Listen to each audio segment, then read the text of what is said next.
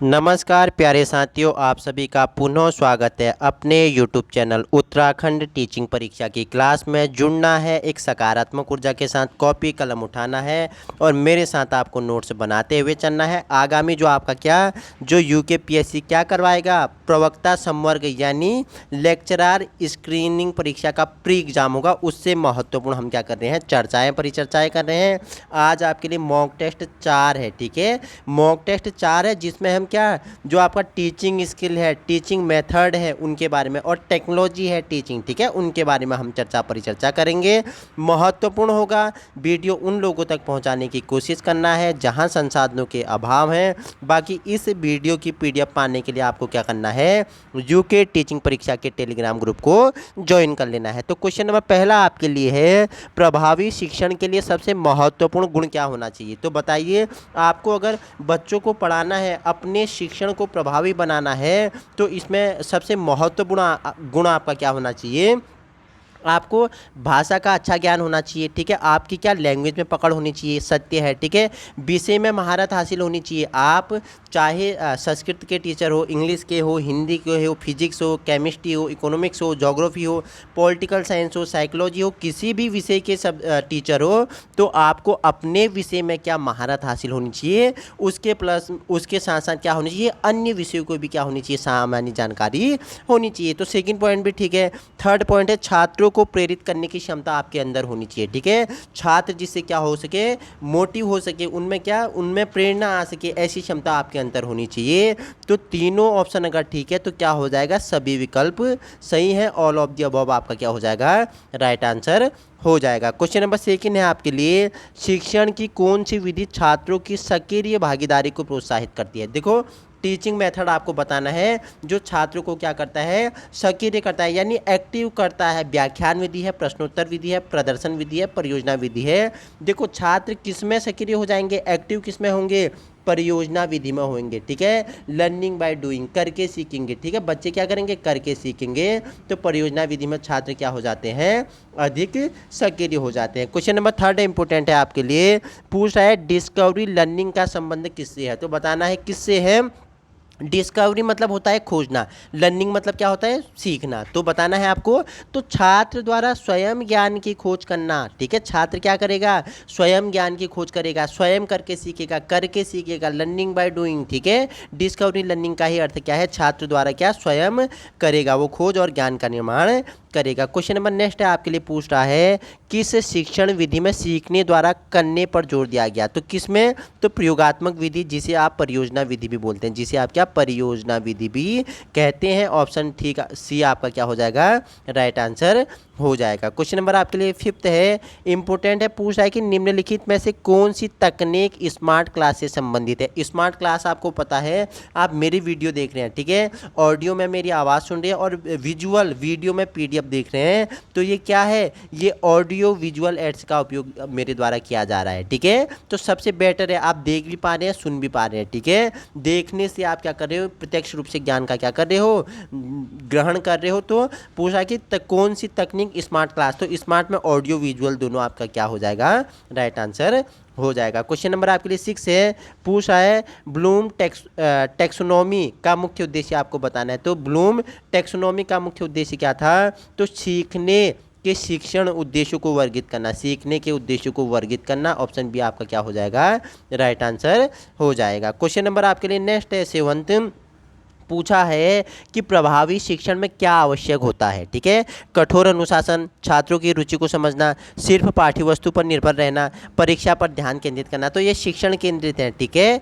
कठोर अनुशासन भी आपका रॉन्ग हो जाएगा, सिर्फ पाठ्यवस्तु करिकुलम भी रॉन्ग हो जाएगा, और परीक्षा पर ध्यान केंद्रित करना भी रॉन्ग हो जाएगा। सबसे उपयुक्त आंसर ऑप्शन बी है, छात्रों की रुचि को समझना आपका क्या हो जाएगा, राइट आंसर हो जाएगा। क्वेश्चन नंबर नेक्स्ट 8 था आपके लिए, शिक्षण की सफलता का मुख्य मापदंड क्या होती है। तो छात्रों का जो अकादमिक प्रदर्शन होता है, छात्रों ने क्या सीखा, कितना सीखा, ठीक है, मैंने आपको पढ़ाया, आपको कितना समझ में आया और आप उसका कितना अच्छा रिजल्ट लाएंगे, तो ये क्या करेगा, शिक्षक की सफलता का मुख्य मापदंड होगा कि छात्रों का जो अकादमिक प्रदर्शन है वो शिक्षक के मापदंड होगा, ठीक है, अकादमिक मापदंड का प्रमुख वो होगा, ठीक है। क्वेश्चन 9 था आपके लिए पूछा है, हेडोनिस्टिक शिक्षण का अर्थ क्या होता है, तो अनुभव और आनंद के माध्यम से सीखना, अनुभव और आनंद के माध्यम से सीखना क्या हेडोनिस्टिक शिक्षण का अर्थ होता है। क्वेश्चन 10 है आपके लिए, निम्नलिखित में से कौन सी विधि समूह चर्चा का हिस्सा है, तो सहयोगी शिक्षण, ठीक है, आप अपने छात्रों के साथ डिस्कशन करके सीख रहे हैं, ठीक है, चीज़ों को आपस में सहयोग करके सीख रहे हैं,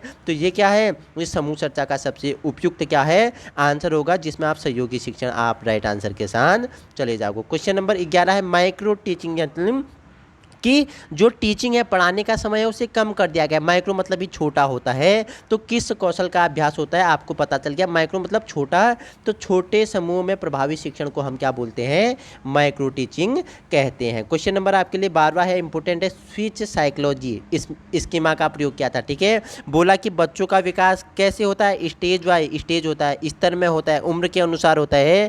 पियाजे के संज्ञानात्मक विकास सिद्धांत मुख्य रूप से किस से संबंधित है, तो किससे संबंधित है, तो बच्चों के क्या बताओ मुझे, मानसिक विकास ने उनके कॉग्निटिव डेवलपमेंट से संबंधित है। क्वेश्चन नंबर 13 है आपके लिए, शिक्षण की प्रक्रिया में प्रतिक्रिया का क्या महत्व है, बताइए मुझे, प्रतिक्रिया का क्या अर्थ हो जाएगा कि छात्रों की समझ का मूल्यांकन करना, छात्रों की समझ का मूल्यांकन करना क्या हो जाएगा, शिक्षण में प्रतिक्रिया का अर्थ हो जाएगा, ठीक है। क्वेश्चन 14 है आपके लिए, शिक्षण प्रक्रिया में ब्लैक बोर्ड का उपयोग क्यों किया जाता है, तो विषय को और अधिक स्पष्ट रूप से समझाने के लिए। आपको देखो मैं पढ़ा रहा हूँ, देखो पीडीएफ के माध्यम से, और आप क्लासरूम में पढ़ रहे हैं डिजिटल बोर्ड से या क्लासरूम में ब्लैक बोर्ड से पढ़ रहे हो, तो ब्लैक बोर्ड से पढ़ाने का क्या अर्थ हो जाएगा, विषय को स्पष्ट रूप से समझाने के लिए उसका प्रयोग किया जाता है। क्वेश्चन नंबर नेक्स्ट है आपके लिए, पूछ रहा है कि प्रभावी शिक्षण के लिए शिक्षक को क्या करना चाहिए, ठीक है, क्या समझना चाहिए, तो उन्हें क्या छात्रों की व्यक्तिगत आवश्यकताओं को समझना चाहिए। जब एक शिक्षक छात्र को समझ पाएगा तभी उसे वो क्या कर पाएगा, शिक्षित कर पाएगा, ठीक है। तभी हम क्यों साइकोलॉजी पढ़ रहे हैं, हम क्यों एक शिक्षक बनने के लिए साइकोलॉजी मनोविज्ञान पढ़ रहे हैं, क्योंकि हम छात्रों को समझ पाएँ, छात्रों के प्रति हमारा क्या हो सके, अच्छा नॉलेज हो सके, अच्छा दृष्टिकोण हो सके, तब ये हम साइकोलॉजी पढ़ते हैं। क्वेश्चन आपके नेक्स्ट है, शिक्षण में बॉडी लैंग्वेज का क्या महत्व हो जाएगा, इंपॉर्टेंट है, इजी क्वेश्चन है, तो छात्रों से संवाद क्या स्थापित करना, ठीक है। देखो एक शिक्षक हाव भाव से क्या पढ़ाता है, छात्र को पढ़ाता है, हाव भाव से पढ़ाना मतलब बॉडी लैंग्वेज, ठीक है, जिससे छात्रों में संवाद स्थापित किया जा सकता है। क्वेश्चन नंबर नेक्स्ट है, एक प्रभावी शिक्षक की पहचान क्या है, तो क्या है, छात्रों से दोस्ती करना, छात्रों को प्रेरित करना, कम होमवर्क देना, परीक्षा में अच्छे अंक दिलाना। तो अच्छे शिक्षण पूछेगा शिक्षक, तो छात्रों को प्रेरित करना, ठीक है, छात्रों को प्रेरित करना, ऑप्शन बी आपका क्या हो जाएगा, राइट आंसर हो जाएगा। क्वेश्चन नेक्स्ट है आपके लिए, पूछ रहा है शिक्षण में समय प्रबंधन का उद्देश्य क्या है, बताओ, जो शिक्षण है इसमें टाइम टेबल क्यों बनाया जाता है, समय सारणी क्यों है, उसका क्या उद्देश्य है, अधिक पढ़ाना, शिक्षक की सुविधा के लिए पढ़ाना, समय के भीतर पाठ पूरा करना, छात्रों को व्यस्त रखना, तो समय के भीतर पाठ को पूरा करना, जिससे छात्रों का क्या अच्छा ज्ञान का निर्माण हो सके। क्वेश्चन नंबर नेक्स्ट है आपके लिए 5th, शिक्षक का मुख्य उद्देश्य क्या होना चाहिए, ज्ञान का स्थानांतरण होना चाहिए, परीक्षा में सफल होना चाहिए, ठीक है, छात्रों में सोचने की क्षमता विकसित होनी चाहिए। तो देखो ईजी है, बहुत ईजी होती है साइकोलॉजी। शिक्षण का मुख्य उद्देश्य क्या है, छात्रों में सोचने की क्षमता विकसित करना, ऑप्शन सी आपका क्या हो जाएगा, राइट आंसर हो जाएगा। क्वेश्चन नंबर 6 है आपके लिए, शिक्षण में प्रेरणात्मक विधि किस पर आधारित है, जो प्रेरणात्मक विधि किस पे, अनुभव से है, सटीक उत्तर देना से है, व्याख्यान देना से है, समूह गतिविधियों से है, ठीक है, तो ये अनुभव से शिक्षा, ठीक है, एक्सपीरियंस से लर्निंग आपका क्या हो जाएगा, अनुभव से शिक्षा आपका क्या हो जाएगा, राइट आंसर हो जाएगा। क्वेश्चन नेक्स्ट है, सीखना और करना किस विधि से संबंधित है, सीखना और करना हमने बताया ये प्रायोगिक विधि या परियोजना विधि से, सीखना और करना, करके सीख रहे हैं बच्चे करके सीख रहे हैं, तो किस मेथड के अंतर्गत आएगा, प्रायोगिक या परियोजना विधि के अंतर्गत आएगा। क्वेश्चन नंबर 8 है आपके लिए, शिक्षण में समूह चर्चा का मुख्य उद्देश्य क्या है? बताइए मुझे। बहुत ईजी क्वेश्चन है। विचारों का आदान प्रदान आपका क्या होगा?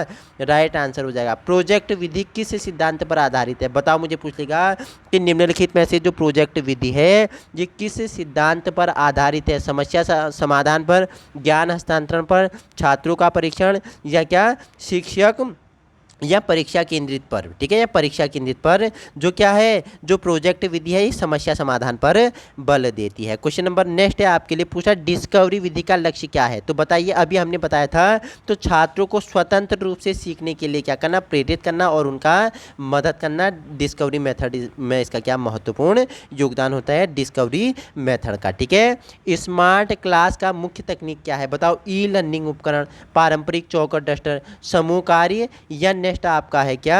केवल व्याख्यान। तो ई लर्निंग उपकरण आपका क्या हो जाएगा? डिजिटलीकरण में ई लर्निंग आपका क्या हो जाएगा? राइट आंसर ऑप्शन ए हो जाएगा। ठीक है। क्वेश्चन नेक्स्ट है आपके लिए 12 पूछ रहा है, ऑडियो विजुअल एड्स का उपयोग शिक्षण में क्यों किया जाता है? तो क्यों किया जाता है? छात्रों को आकर्षित करने के लिए। नेक्स्ट है शिक्षण को प्रभावी और दिलचस्प बनाने के लिए। तो क्या हो जाएगा? शिक्षण को प्रभावी और दिलचस्प बनाने के लिए। शिक्षण अगर प्रभावी होगा, दिलचस्प होगा, तो छात्र उसमें ऑटोमेटिक क्या करेंगे? रुचि लेने लगेंगे। क्वेश्चन नेक्स्ट है 13 आपके लिए, ब्लूम टेक्सोनोमी में सीखने के कितने स्तर हैं? बताओ मुझे। जो ब्लूम क्या है, टेक्सोनोमी है, उसमें सीखने के कितने स्तर हैं? 6 स्तर हैं। ठीक है, 6 स्तर हैं। ब्लूम टेक्नोसोमी में कितने स्तर है? 6 स्तर आपका राइट आंसर हो जाएगा। ठीक है। माइक्रो टीचिंग का मुख्य उद्देश्य क्या है? बताइए। तो क्या है? शिक्षकों को बेहतर प्रशिक्षित करना। ठीक है। माइक्रो, आपने बीएड के दौरान आपको 3 महीने का इंटर्नशिप के लिए क्या ट्रेनिंग के लिए भेजा जाता था। उसमें आप क्या करते थे? लेसन प्लान बना के क्या करते थे? माइक्रो टीचिंग करते थे कि आप में क्या बेहतर प्रशिक्षण की आप में क्या कर सके? विकास किया जा सके। क्वेश्चन नेक्स्ट है, पियाजे का संज्ञानात्मक विकास सिद्धांत किस आयु पर केंद्रित है? हमने संज्ञानात्मक विकास बताया, कॉग्निटिव डेवलपमेंट बताया, तो ये क्या 0 से 12 वर्ष के बच्चों के लिए इंपॉर्टेंट है। ऑप्शन आपका क्या? सी राइट आंसर हो जाएगा। क्वेश्चन नंबर नेक्स्ट है आपके लिए, शिक्षक के लिए महत्वपूर्ण संचार कौशल क्या होता है? तो क्या होता है? स्पष्टता और सटीकता से क्या बोलना, उनका कम्युनिकेशन उसके लिए इंपॉर्टेंट होता है। क्वेश्चन नंबर 17 है आपके लिए, शिक्षण प्रक्रिया में फीडबैक क्यों आवश्यक है? बताओ मुझे कि जो शिक्षण प्रक्रिया है इसमें फीडबैक क्यों, जो फीडबैक है प्रतिपुष्टि क्यों इंपॉर्टेंट है? तो छात्रों की समझ का मूल्यांकन करने के लिए फीडबैक का इसमें प्रयोग होता है, वो अपना महत्वपूर्ण स्थान रखता है। क्वेश्चन नंबर 18 है आपके लिए, शिक्षक की भूमिका में कौन सा पहलू सबसे महत्वपूर्ण है? शिक्षक की भूमिका में कौन सा पहलू सबसे महत्वपूर्ण है? तो सभी विकल्प सही हैं, तो जानते हैं, आइए एक एक करके। तो ज्ञान का साझा करना राइट है, छात्रों की समस्या का समाधान करना, उनका पता लगाना, और क्या करना? छात्र को अच्छे दिशा में क्या करना? मार्गदर्शन करना, प्रेरणा देना। सभी विकल्प आपके क्या हो जाएंगे? राइट आंसर हो जाएंगे। क्वेश्चन नंबर 19 से आपसे पूछ रहा है, शिक्षण विधियों का चयन किन कारकों पर निर्भर करता है? कक्षा का आकार, करिकुलम पाठ्यक्रम हो गया। ठीक है। नेक्स्ट आपका क्या है? छात्रों की क्षमता और रुचि। सभी विकल्प आपके क्या हो जाएंगे? राइट आंसर हो जाएंगे। आइए क्वेश्चन नंबर नेक्स्ट है आपके लिए, पूछ रहा है, संवेदनशील शिक्षण का क्या मतलब है? बताना है मुझे। संवेदनशील शिक्षण का क्या मतलब हो जाएगा? सभी छात्रों की ज़रूरतों का ध्यान रखना, केवल मेधावी छात्रों पर ध्यान देना, केवल पाठ्यपुस्तकों का पता लगाना या उनका पालन करना, या परीक्षा परिणाम पर ध्यान देना। तो संवेदनशील शिक्षण पूछेगा तो सभी छात्रों की ज़रूरतों पर ध्यान देना। ठीक है, सभी को एक साथ लेना है। समावेशी शिक्षा में सभी की ज़रूरतों को पूरा करना है। भाग 5 है, हम इसमें क्या क्लासरूम मैनेजमेंट के बारे में परिचर्चा कर लिए हैं, उससे संबंधित महत्वपूर्ण क्वेश्चन है। तो क्वेश्चन इसमें नेक्स्ट है आपके लिए, कक्षा प्रबंधन का मुख्य उद्देश्य क्या होता है? छात्रों को अनुशासन सिखाना, एक व्यवस्थित वातावरण बनाना, शिक्षकों को सुविधा सुनिश्चित करना, या केवल परीक्षा के लिए पढ़ाना। तो अगर पूछेगा कक्षा प्रबंधन, क्लासरूम मैनेजमेंट का क्या उद्देश्य है? तो एक व्यवस्थित वातावरण बनाना इसका क्या होता है? मुख्य उद्देश्य होता है। क्वेश्चन 22 है आपके लिए, एक शिक्षक को छात्रों के लिए सबसे पहले क्या करना चाहिए? बताओ। पाठ्यक्रम का परिचय देना चाहिए, कक्षा के नियम स्थापित करना चाहिए, छात्रों की कमजोरियों का मूल्यांकन करना चाहिए, या छात्रों की उपस्थिति लेनी चाहिए? तो कक्षा के नियम स्थापित करना चाहिए। ठीक है। क्वेश्चन नेक्स्ट है आपके लिए पूछ रहा है सकारात्मक सुदृढ़ीकरण का मतलब क्या है। बताओ मुझे, जो पॉजिटिव क्या है, जो सकारात्मक सुदृढ़ीकरण है, इसका क्या मतलब हो जाएगा? छात्रों को पुरस्कार देकर प्रोत्साहित करना। ठीक है, छात्रों को क्या पुरस्कार देकर क्या करना? प्रोत्साहित करना। ठीक है। क्वेश्चन नेक्स्ट है आपके लिए, यदि कक्षा में शोर अधिक हो रहा है तो शिक्षक को क्या करना चाहिए? आप क्लासरूम में हैं तो आपके क्लास में बच्चे बहुत अधिक शोर कर रहे हैं। ठीक है, तो आपको क्या करना चाहिए? कक्षा छोड़ देना चाहिए। नेगेटिव है, आप शिक्षक हैं ही क्यों अगर शोरगुल से आप कक्षा छोड़ रहे हैं? तो आपके अंदर टीचिंग स्किल है ही नहीं। छात्रों को सजा देनी चाहिए। ठीक है, RTE right to education, right to education 2009 याद करो, धारा 17। अगर छात्र को क्या दंड दोगे तो सलाखों के पीछे जाना पड़ेगा। ठीक है, आपको क्या इस्तीफा देना पड़ेगा, नौकरी से हाथ धोना पड़ेगा। तो छात्रों को सजा नहीं देना है। मित्र हैं छात्र आपके। ठीक है, शांत वातावरण स्थापित करने के लिए रणनीति अपनाना। तो सबसे अच्छा क्या हो जाएगा? शांत वातावरण स्थापित करने के लिए रणनीति अपना, और ये जानना कि छात्र आपकी क्लासरूम में इतना शोरगुल क्यों कर रहे हैं। ठीक है। क्वेश्चन नेक्स्ट है, प्रभावी कक्षा प्रबंधन में किसकी भूमिका सबसे महत्वपूर्ण होती है? तो किसकी होती है? तो शिक्षक का आत्मनियंत्रण। ऑप्शन ए, शिक्षक का आत्मनियंत्रण आपका क्या हो जाएगा? राइट आंसर हो जाएगा। मूल्यांकन और परीक्षा से महत्वपूर्ण क्वेश्चन है, पूछ रहा है आपका जो CCE है, हमने पहले परिचर्चा की है। फॉर्मेटिव असेसमेंट का उद्देश्य क्या होता है? बताइए, इंपॉर्टेंट है, पूछ सकता है। जो फॉर्मेटिव असेसमेंट है इसका उद्देश्य क्या होता है? सीखने की प्रक्रिया में सुधार करना। सीखने की प्रक्रिया में, ऑप्शन बी, जो फॉर्मेटिव असेसमेंट है इसका मुख्य उद्देश्य क्या है? सीखने की प्रक्रिया में सुधार करना आपका क्या हो जाएगा?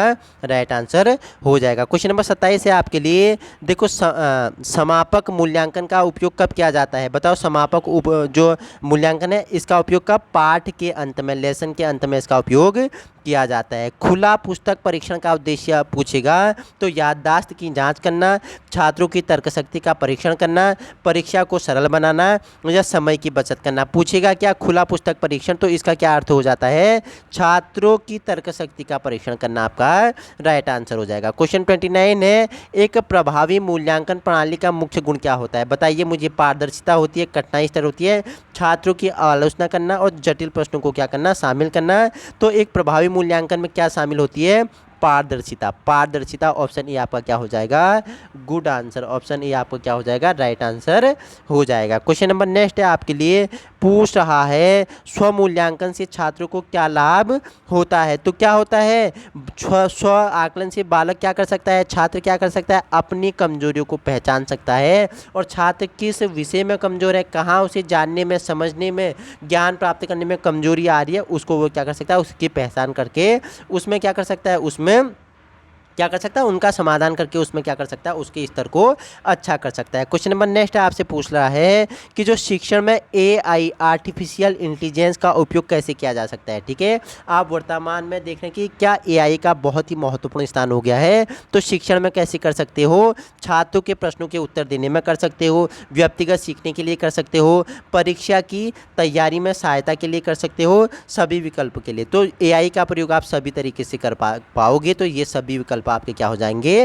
राइट आंसर हो जाएंगे। क्वेश्चन नेक्स्ट है आपके लिए पूछा है वर्चुअल रियलिटी, ठीक है, का उपयोग किस उद्देश्य के लिए किया जाता है? किस उद्देश्य के लिए किया जाता है? बताइए मुझे, किस उद्देश्य के लिए किया जाता है? तो क्यों? शिक्षा में व्यवहारिक अनुभव प्रदान करने के लिए। ठीक है, शिक्षण में क्या व्यवहारिक अनुभव प्रदान करने के लिए क्या वर्चुअल रियलिटी का प्रयोग किया जाता है। क्वेश्चन नेक्स्ट है आपसे पूछ रहा है शिक्षण में गूगल क्लासरूम का क्या उपयोग है? तो बताइए, बहुत ही ईजी है, ऑनलाइन कक्षा प्रबंधन, गूगल क्लासरूम, ठीक है, मीट हो गया, जूम हो गया, छात्रों के ग्रेड रिकॉर्ड करना, असाइनमेंट और परियोजना साझा करना। तो उपरोक्त सभी आपका गूगल रूम या क्लासरूम या जूम में क्या हो जाएगा? इंपोर्टेंट हो जाएगा। क्वेश्चन 34 है आपके लिए, ई कंटेंट का निर्माण करते समय किस पर ध्यान देना चाहिए? सामग्री की गुणवत्ता हो गया, छात्रों की जरूरत होगी, इंटरफेस का उपयोगकर्ता अनुकूल हो गया, उपरोक्त सभी। तो पूछेगा ई कंटेंट का निर्माण सामग्री की गुणवत्ता के लिए कर सकते हो, छात्रों की जरूरत पूरा करने के लिए कर सकते हो, इंटरफेस का उपयोगकर्ता अनुकूल बनाने के लिए कर सकते हो। तो उपरोक्त सभी आपका क्या हो जाएगा? राइट आंसर हो जाएगा। देखो, हमने पढ़ा था जब LT की हमने तैयारी की थी, हमारा पेड कोर्स चला था, हमने बताया था MOOCAS, ठीक है, मूक्स का पूरा नाम आपको बताना है। तो massive open online course course, ठीक है। मैसिव ओपन ऑनलाइन कोर्स क्या हो जाएगा, मूक्स का क्या हो जाएगा, एम मतलब मैसिव, ओ मतलब ओपन, ओ मतलब ऑनलाइन कोर्स मतलब MASSI, ये क्या है, एक बड़े स्तर पे कार्य करता है, ठीक है। हमने बताया हुआ है, आप वहाँ जाके इसके बारे में परिचर्चा कर सकते हैं, जान सकते हैं और अधिक नॉलेज ग्रहण कर सकते हो। क्वेश्चन 36 है आपके लिए, शिक्षण के कौन से सिद्धांत छात्र को केंद्रित मानता है, बताओ कौन सा मानता है, तो प्रगतिशील शिक्षा, प्रगतिशील शिक्षा, ऑप्शन बी, ठीक है। देखो छात्र को क्या, छात्र को केंद्रित कौन सा सिद्धांत मानेगा, बताओ प्रगतिशील शिक्षा आपका राइट आंसर हो जाएगा। क्वेश्चन नेक्स्ट है आपके लिए 37, शिक्षण में सक्रिय सहभागिता का मुख्य उद्देश्य क्या है, बताइए मुझे, क्या हो जाएगा, छात्रों का ध्यान बनाए रखना, छात्रों को अभ्यास करने के लिए प्रेरित करना, केवल पाठ्यक्रम समाप्त करना, केवल परीक्षा की तैयारी करना, तो क्या हो जाएगा, शिक्षण में सक्रिय भागीदारी कि छात्रों को क्या अभ्यास करने के लिए प्रेरित करना, ऑप्शन बी आपका क्या हो जाएगा, राइट आंसर हो जाएगा। क्वेश्चन 38 है, पूछ रहा है आपसे, क्या पूछा है, 38 आपसे पूछा है, 38 पूछा, शिक्षण के ज्ञानात्मक दृष्टिकोण का क्या मतलब है, केवल जानकारी देना, छात्रों को सोचने की क्षमता विकसित करना, केवल व्याख्यान देना, केवल अनुशासन सिखाना, तो क्या है, छात्रों की सोचने की क्षमता विकसित करना, जो क्या है, शिक्षण के ज्ञानात्मक दृष्टिकोण में छात्रों की सोचने की क्षमता, ठीक है, छात्र क्या सोच पा रहे हैं, कितना सोच पा रहे हैं, उस ज्ञान का उनमें क्या करना, निर्माण करना। क्वेश्चन 39 है,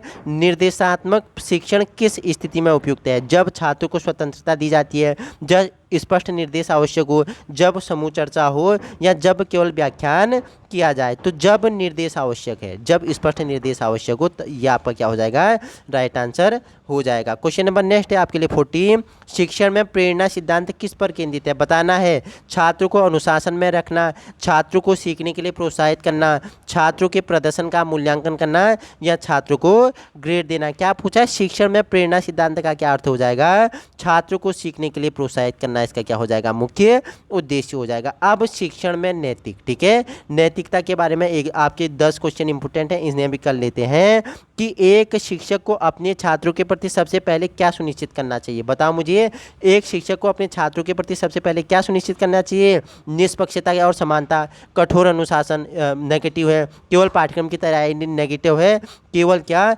परीक्षा ध्यान केंद्रित करना नेगेटिव है, तो सबसे पहले क्या सुनिश्चित करना चाहिए एक शिक्षक को, निष्पक्षता और समानता, सभी को एक नज़रिए से देखना है, कोई ऊंचा कोई नीचा नहीं है, तो इनमें क्या निष्पक्षता, किसमें कोई क्या अन्याय नहीं करेगा, दोनों में न्याय रहेगा, सभी समान रहेंगे, ऐसे टीचर सोचेगा, ठीक है, ऐसा उसमें गुण होना चाहिए। क्वेश्चन 42 है, पेशेवर आचरण का क्या अर्थ है, तो क्या अर्थ होता है, व्यक्तिगत समस्याओं को कक्षा में लाना, छात्रों और सहकर्मियों के प्रति सम्मान दिखाना, केवल छात्र पढ़ाने पर ध्यान केंद्रित करना, या छात्रों को केवल परीक्षा सफलता दिलाना, तो पूछ रहा है क्या पेशेवर आचरण का क्या अर्थ होता है, छात्रों और सहकर्मियों के प्रति सम्मान दिखाना, आपका क्या हो जाएगा, राइट आंसर हो जाएगा। एक शिक्षक के लिए गोपनीयता का क्या महत्व है, तो छात्रों की समस्याओं को निजी रखना, इसका क्या है, गोपनीयता का मुख्य उद्देश्य है, ठीक है, छात्र को सामने ही 10 के सामने टोकना नहीं चाहिए, छात्रों में हीन भावना इससे क्या हो सकती है, उत्पन्न हो सकती है, ठीक है। क्वेश्चन 44 है आपसे पूछा है, शिक्षण में नैतिकता का मुख्य उद्देश्य, अभी हमने बताया क्या होता है,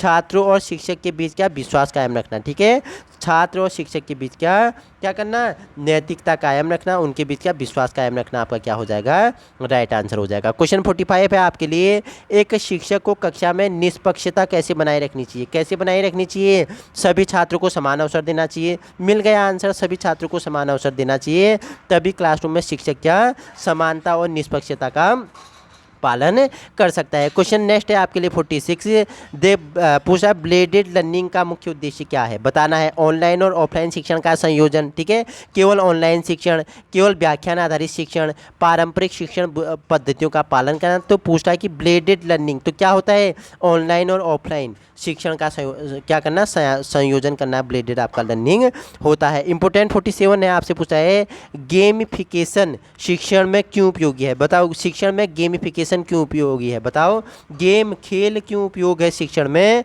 तो क्या है, छात्रों को व्यस्त और प्रेरित करने के लिए, जिससे वो खेल खेल में क्या अधिक सीख सके। क्वेश्चन 48 है आपके लिए, शिक्षा में डेटा चालित या डेटा चालित निर्णय का क्या महत्व होता है? छात्रों के प्रदर्शन का विश्लेषण करना, छात्रों के व्यक्तिगत सुझाव देना, राइट है। शिक्षण में सुधार करना, राइट है। तो तीनों ऑप्शन जहां आपके सही हो जाएंगे वहां ऑल ऑफ द अबव, उपरोक्त सभी ऑप्शन डी आपका क्या हो जाएगा, राइट आंसर हो जाएगा। क्वेश्चन 49 है आपके लिए, पूछा है STEM, ठीक है, इंपॉर्टेंट है। STEM शिक्षा का मुख्य फोकस क्या था? बताओ मुझे, क्या था, क्या था, फटाफट बताएंगे मुझे।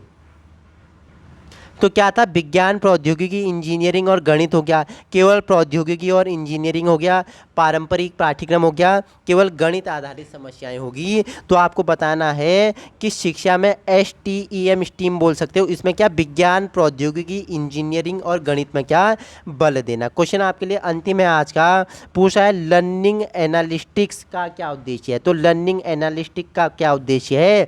छात्रों के सीखने के पैटर्न का विश्लेषण करना, छात्रों को अनुशासन सिखाना, केवल कक्षा की उपस्थिति पर ध्यान देना, शिक्षकों को प्रशिक्षण देना। तो पूछेगा अगर क्या लर्निंग एनालिस्ट का क्या उद्देश्य है, तो छात्रों के सीखने के पैटर्न पर बल देना। तो हमने जो क्या है, जो शिक्षण पद्धतियां हैं, टीचिंग स्किल है, कक्षा प्रबंधन है, ठीक है, विद्यालय मैनेजमेंट है, उससे हमने महत्वपूर्ण कितने क्वेश्चन कर लिए हैं? हमने 50 क्वेश्चन के इंपोर्टेंट थे और विथ एक्सप्लेन। इसी प्रकार के वीडियो पाने के लिए आप अभी अपने यूट्यूब चैनल उत्तराखंड टीचिंग परीक्षा की क्लास में जुड़ सकते हैं। वीडियो पसंद आए तो उन लोगों तक पहुँचाने की कोशिश करें जहाँ संसाधनों के अभाव है। बाकी इसके बाद हम क्या करेंगे, उत्तराखंड का जो इतिहास है, भूगोल है, राजनीति है, उससे महत्वपूर्ण हम 100 क्वेश्चन करेंगे, पूरा मॉडल पेपर की तरह है। जुड़ना है, आज ही अपने सपनों को साकार करना है। बाकी इस वीडियो की PDF पाने के लिए आप यूके टीचिंग परीक्षा के टेलीग्राम ग्रुप में जुड़ सकते हैं। Thank you so much.